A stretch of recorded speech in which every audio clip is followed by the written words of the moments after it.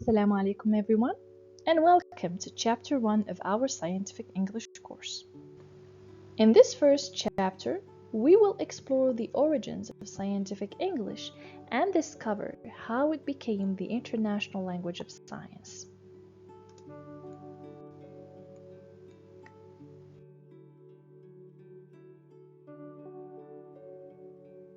Before we begin, let's take a look at today's learning objectives.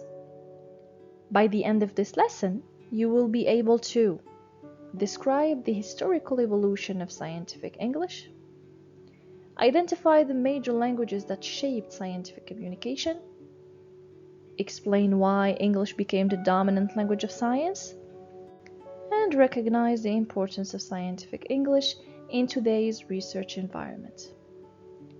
Let's begin our journey through the history of scientific communication.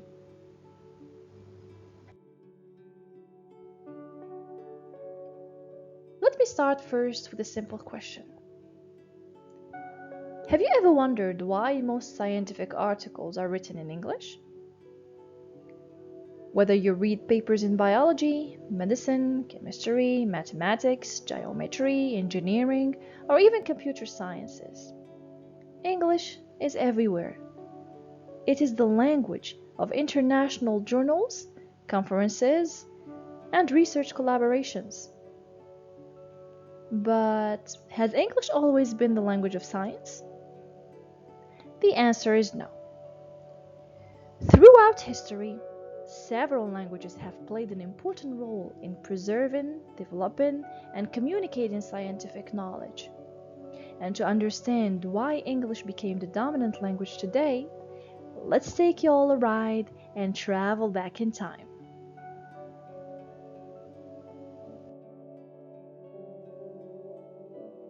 Our story begins more than 2,000 years ago in ancient Greece. Greek scholars such as Aristotle, Hippocrates, Euclid, and Archimedes laid the foundations of many scientific disciplines, including philosophy, medicine, mathematics, geometry, and physics. For many centuries, Greek was considered one of the principal languages of knowledge and scientific thought. Later on, during the Roman Empire and throughout the Middle Ages, Latin gradually replaced the Greek as the language of education and science in Europe. Latin became the language of universities, religion, administration, and scientific writing, allowing scholars from different countries to communicate through a common academic language. And for several centuries, scientific books and discoveries were published almost exclusively in Latin.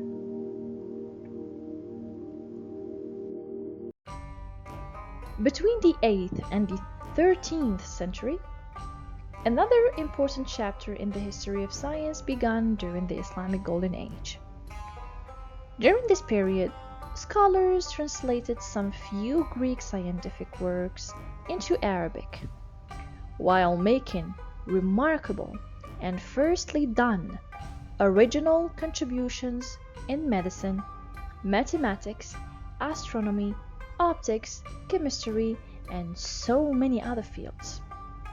Scientists such as Ibn Sina, Al-Khwarizmi, Ibn al-Haytham, and Al-Razi played a major role in the advancements of science.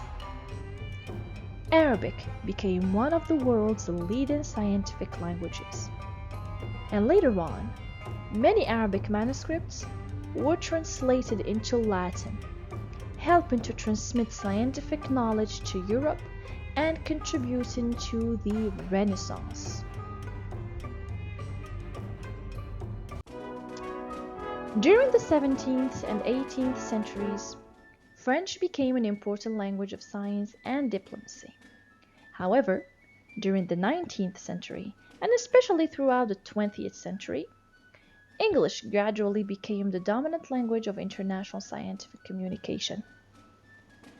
And several historical factors explain this evolution. First of all, the The Industrial Revolution accelerated scientific progress in English-speaking countries. Then the British Empire helped spread the English language worldwide through colonizations. Scientific societies such as the Royal Society promoted the publication and dissemination of scientific research. And after the Second World War, the United States became a global leader in science, technology, medicine, and higher education. And as a result to that, most international journals, conferences, and research institutions adopted English as their primary language.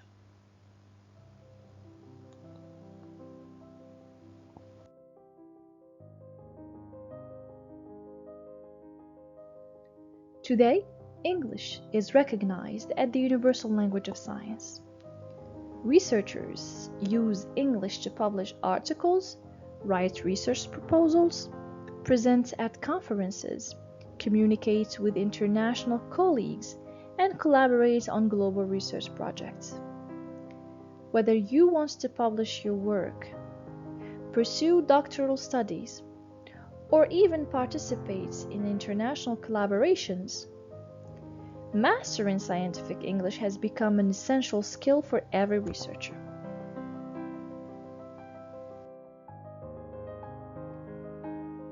Now that we understand how English became the language of science, another two important questions naturally arise.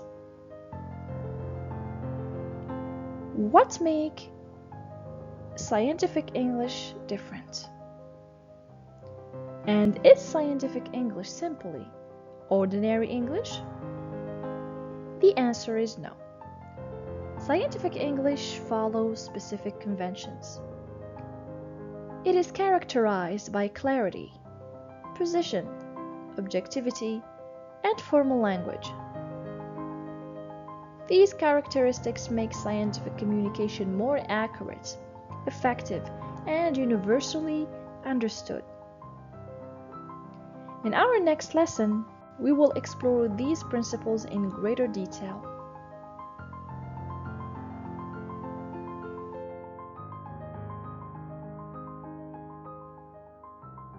And before we conclude, let's summarize today's lesson. Scientific communication has evolved through several major languages, including Greek, Latin, Arabic, French, and finally English. Italian, Spanish, German, all in between. Today, English connects researchers worldwide and allows scientific discoveries to be shared internationally. Understanding the historical evolution of this English helps us appreciate why learning scientific English is so important for every scientist.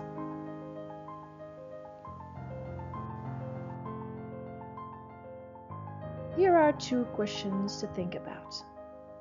Why is mastering scientific English essential for your future career as a researcher? Why is scientific English important for researchers today?